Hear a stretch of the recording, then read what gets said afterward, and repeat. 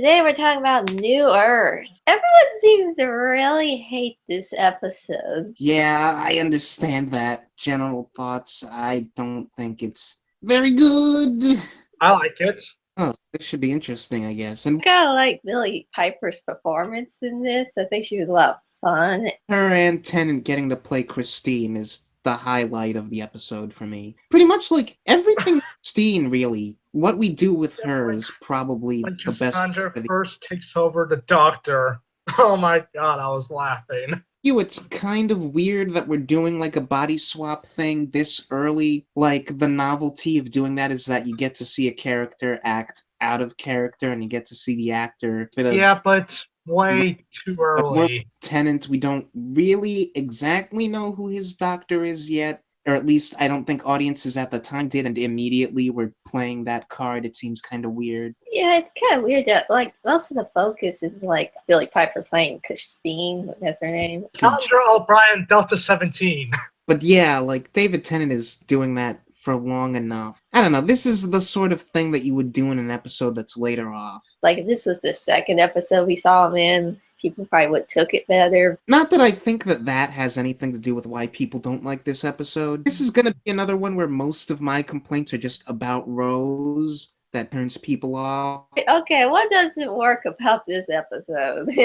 Rose! The sudden tone shift from growing humans as disease farms. Character swap pantomime comedy. Well, I mean, to be fair, we start with the character swap pantomime comedy and then we just keep doing it. Like, that happens before we find out about the disease farms. I don't know if that's too much of a tonal problem, because Cassandra, the whole thing with her in this episode is that she doesn't care. That's what makes her really callous, is that she's not thinking about this stuff as seriously as anyone else would. And so it's not really an issue of like tonal inconsistency, it's an issue of here's this character not treating this situation with the like gravity it deserves. And I feel like I want to open with talking about Rose because in the first 45 seconds of the episode she's making me really frustrated.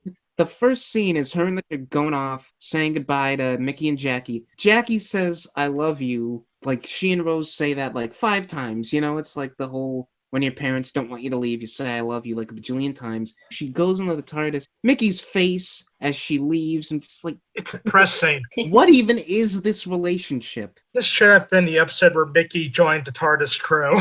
What are they to each other right now? I don't know, it seems like they're still kind of boyfriend, girlfriend. If they are, then Rose is the worst girlfriend in history. Like, he's just her pining little boy toy, and she's just gonna leave whenever it's convenient. Try and keep him at a distance and not think of him romantically until it's convenient. And it's seriously bothersome. But it's Rose. It's just to be expected at this point. I suppose it's only fitting that this is where we officially start, like, her and Ten having romantic overtones to their relationship. Oh, I don't like you anymore, Mickey. I'm gonna go shag this Shakespearean actor.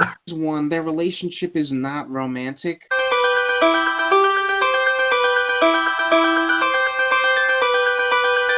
I have to disagree with you on that. And We so watch do I. sexual tension between the two. They're constantly holding hands and kind of flirty. It's there, Nicholas. The problem with me there, and I think I might have said this before, is that a lot of that is in Moffat's episodes. And Moffat just writes characters as constantly flirting each other, whether they're romantically attracted or not. It's just, I have a hard time looking at Nine and Rose as romantic because the most that they get romantic is either it's just Rose or it's written by Or Moffat. that scene in The way that you look at this, Rose is terrible. Either she's sort of been juggling 3 boyfriends, bless you, just now decided that someone she wasn't romantically attracted to, she is now. because he's now hot. Because he's younger and more physically attractive. It's just because he looks like David Tennant now. David Tennant. It's David Tennant. You can't not fall for that Problem guy. is, even if it doesn't make Rose look shallow, it makes the show look shallow. Now it's even more okay for them to be in an explicit romance because he's younger and more attractive. Hey, it's better than Olicity. True. I don't watch that show, so I'll take your word for it. Yeah, that one's pretty bad. Saying there's nothing there. There's a lot of little signs there throughout the series that these two like each other. We get a younger, more attractive doctor. Now she's really going for it, and there's no stopping her. You have to question also, he was older or like 12 looks or something. Was she just like run off? Yeah, and you know that wouldn't happen because I don't think RTD would ever cast someone Capaldi's age. I am against the Doctor and Companion having a romantic relationship unless it's like Romana or something. Like, I can't really verbalize why, but even if I wasn't, just like the way they go about it feels kind of cringy. When Rose calls the first time that they met Cassandra their first date, I'm like, no, that's not what that was. Don't call it that. I think it was, though. Having like a picnic, and it's just really romantic, and it's just very obvious how this is going to go with this character and new Doctor. It's like, wow, if you don't have a stomach for that sort of like relationship stuff in these shows, then I imagine that turns some people off. Because the music playing in that scene is Rose's theme by Murray Gold, and I really like that track, but over top of that scene, it feels not out of place, but really corny. Like, I love that musical piece, but that scene kind of tarnished it for me. I don't have a problem with them doing it every once in a while. I think it's actually at its best when the companion is just a best friend character, but I think the Rose one is the most obnoxious about it so far. I don't know. It's not necessarily the age difference, although that is a factor. A majority of the companions don't strike me as the type of people that someone like the Doctor falls in love with. Yeah, I thought River was actually more realistic. Like, this is a bratty teenage girl, and it's like she doesn't have anything really special about her besides she's really hot, and that's it. Yeah, like she has something special about her, and the episodes go back and forth just on how they portray this, which is part of the problem with her, but we established, like, at the end of this series, she has the Doctor's sort of moral principles, and that's what makes her different than the average person. The Doctor is someone who has to have someone be his intellectual and, like, maturity level equal if he's gonna fall in love with them, and Rose is neither of those things. No.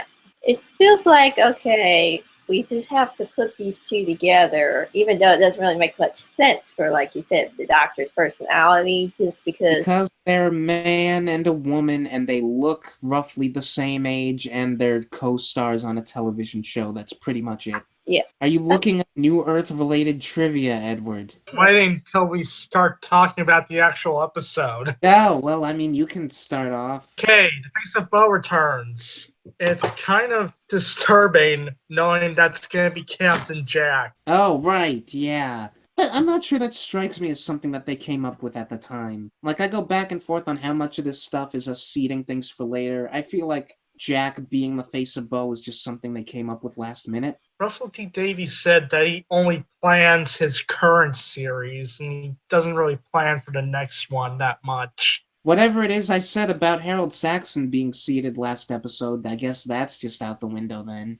I'm trying to remember. I thought the Face of Bo did say something like, we'll meet again. Yeah. Just to leave the window open for him to come back when they feel like it. Yeah, in his last scene, he says, I'm gonna see you later, and I got something to do with you. Like, this is not the last time we're gonna see each other. I don't think they actually knew what they were gonna do with that guy. Which begs the question of why you would put him in this episode, because he doesn't really add anything to this, does he? No, he's just there because it's the time frame, so might as well have him there. Like, it's just, this is when we're set. He'd be around here, I guess. I have problems with the whole Face of Bo thing. If Jack is a point fixed in time, he should not be, like, aging and stuff. I mean, we're not at that place yet, like jumping way ahead. Yeah. But there being some line in either this show or Torchwood, Jack says something about, like, he gets a gray hair every 200 years or some such. Children remember day one where he says how he found a gray hair. Doesn't make sense for him to age slow. If the Face of Bo is that old, like if he's potentially billions of years old, then I don't know, maybe Jack just aged and his face got separated from his body and his face grew and aged into a giant. How? Hashtag headless monks. So he's a point fixing kind. He has to exist, and he has to stay the same. It just feels like a bad afterthought. There is the possibility that Jack's line about being the face of Bo is just supposed to be like a he's got the same name.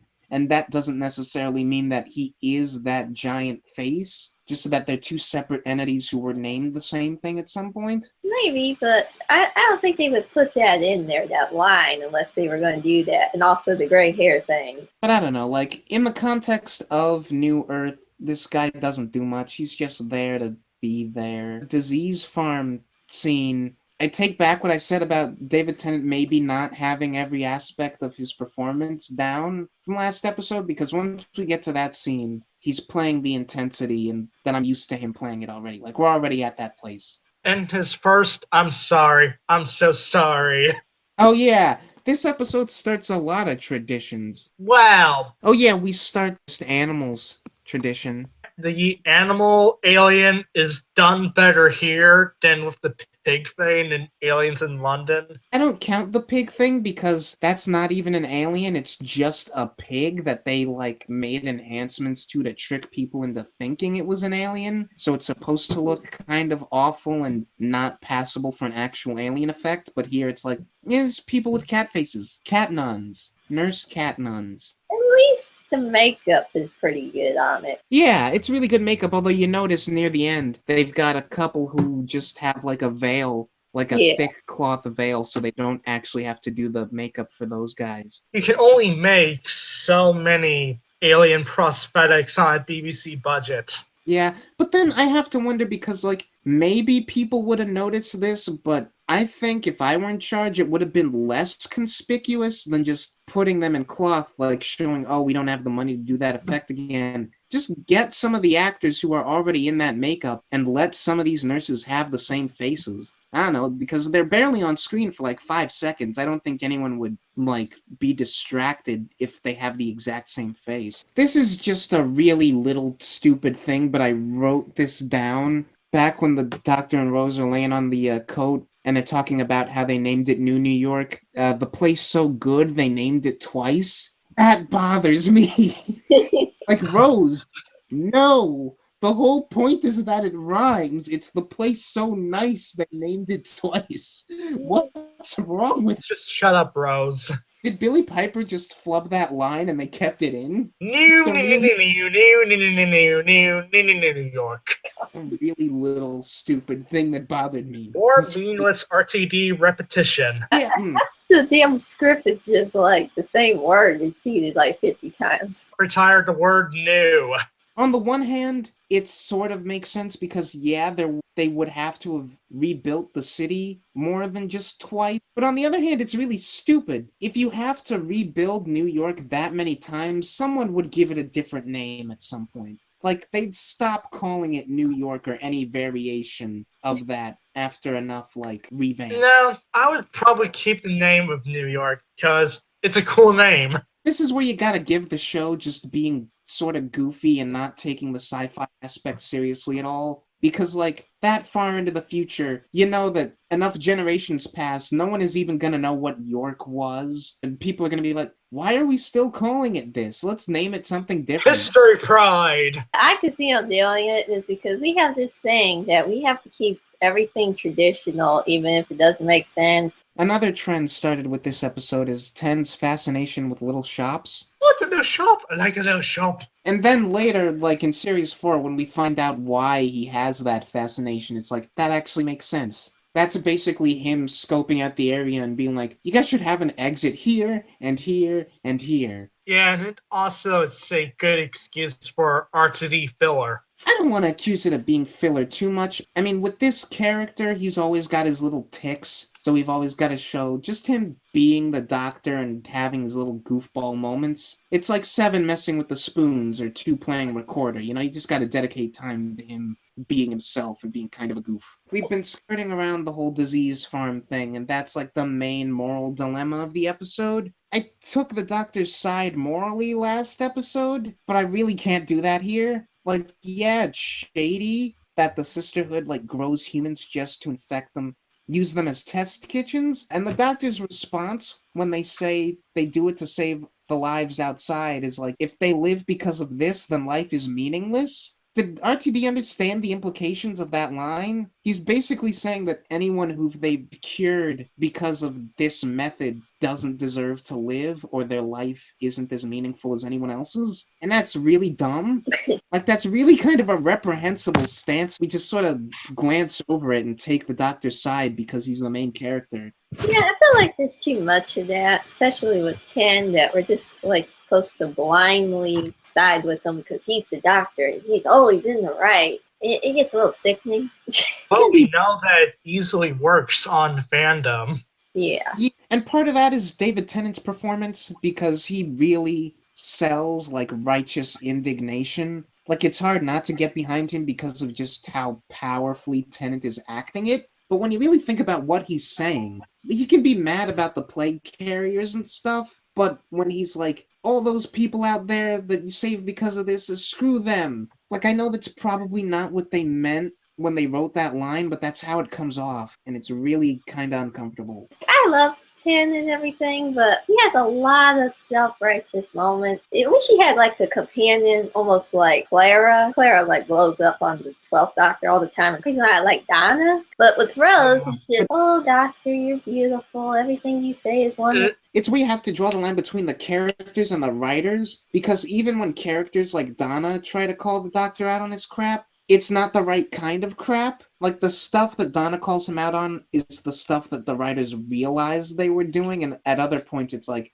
they didn't realize that what the Doctor's saying is kind of stupid, and that they need someone to call him out on this too. Yeah, it's still side with him too much is the problem. It's like there's no counter argument. It's a really complicated issue, right? Yeah.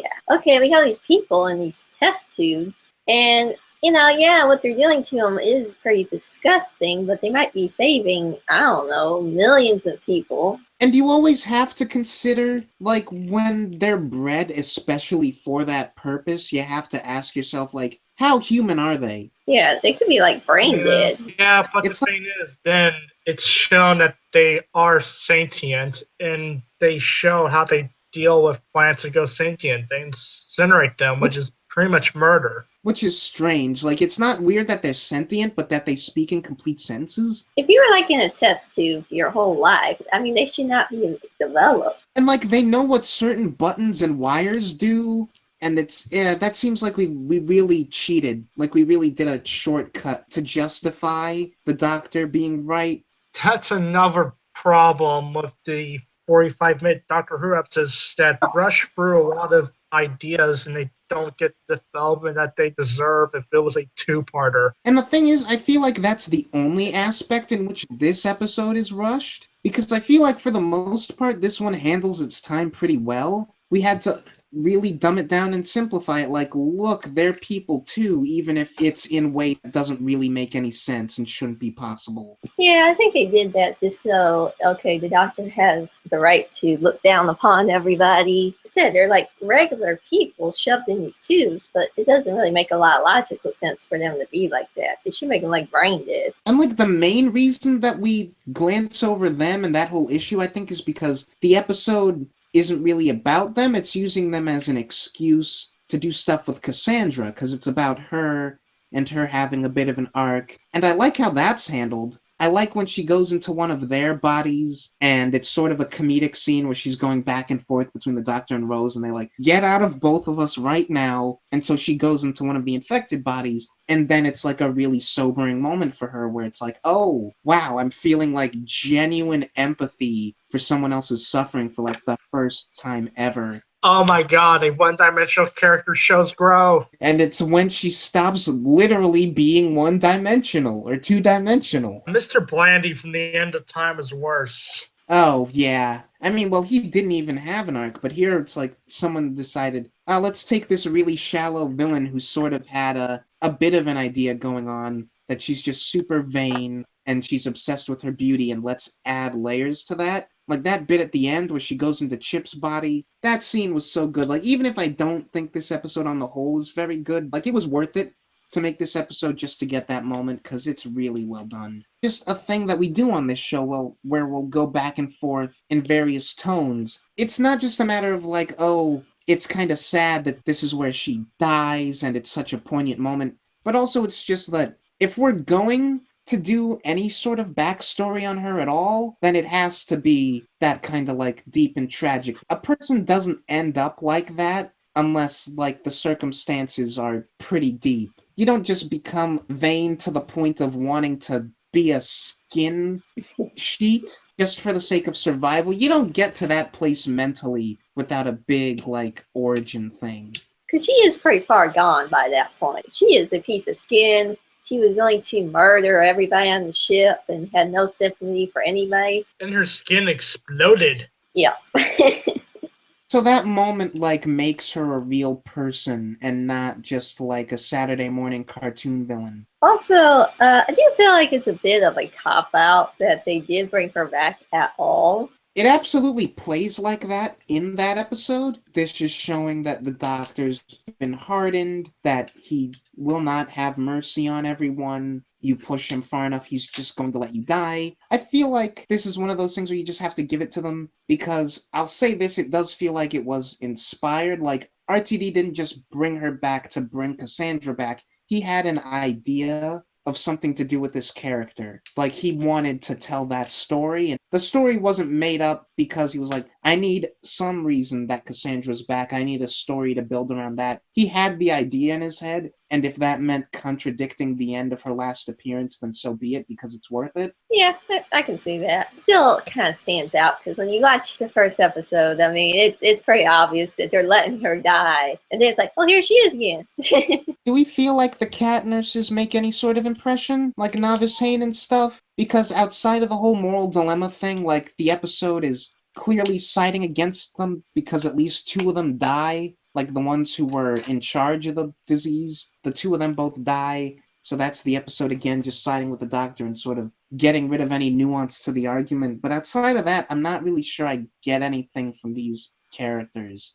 No, they're pretty forgettable. Okay, the only thing you remember about them is the good makeup, and that's it. Yeah. I like the design of the hospital. Yeah, it's got a futuristic looking design, but at the same time, we see that kind of setting so often on this show and other sci-fi shows, it didn't really stick out to me on this watch. Yeah, it's just a hospital for the most part. The only other scene we get is like when they're outside looking at New York. Yeah, we'll get more of the city in Gridlock, which I'm thankful for, because I would have been frustrated if we didn't get to go into the depths of that city. Yeah, but I mean, like, how could you have done that with this setup? That is kind of a setting that's ripe to just do whatever you want with it. And also, I suppose I should mention this because it's kind of a big deal, is like the final solution, fixing everyone's illnesses. Are we sold on that or no? Because I'm not. That's a for me. The vitamin water. I was just sitting there wondering, well, what about the other things throughout the hospital that didn't get cured? But isn't the implication that, like, he gets a big group of them in that shower place, and he showers them with, like, the all-purpose cure, and they go out and they touch everyone else, and I guess it's just contact cure. Like, all of these diseases, I suppose, are meant to be cured just by, like, contact with the skin. Like, none of these cures had to be ingested. None of them, like, offset each other. None of these cures have bad reactions with other cures. That seems really convenient. It's medicine. It has to be, like, put into your body somehow.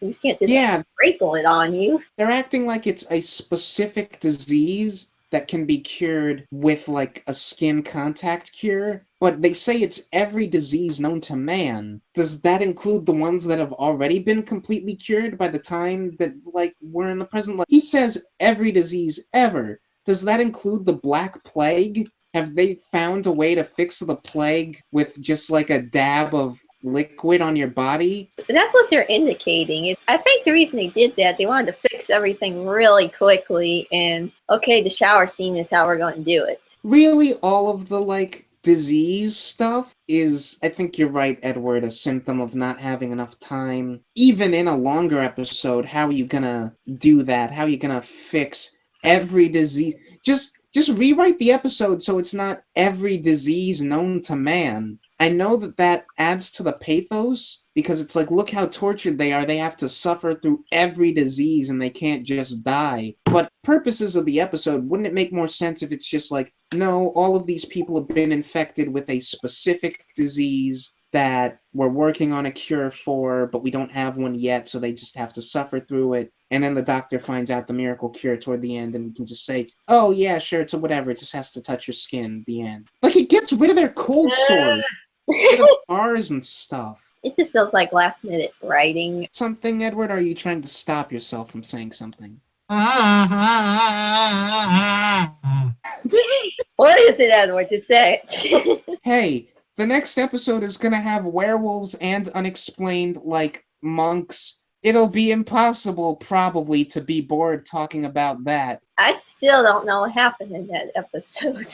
Well, we'll find out next time. But for Edward's sanity, I guess we should end off here. And I guess final thought. I don't think it's a good episode. I can't decide whether talking about it here has made me like it more or less. But I don't think it's something I'm likely to ever go back to unless I'm obligated. A 6 out of 10. It's above average. Say it's slightly below average for this show. Without the ending and all of the Cassandra character stuff, I'd probably say it's an outright bad episode, but that stuff tides me over well enough. Okay, I guess we'll talk about werewolves next week. Yep. Next time it's more Rose being insufferable. I think Edward fell off the chair. Tradition at this point, right? Hiding under the desk? I can't tell you if he's under your desk or he just fell down. Ow! That was not intentional! I slipped. I think for your own safety, you should just go back to bed.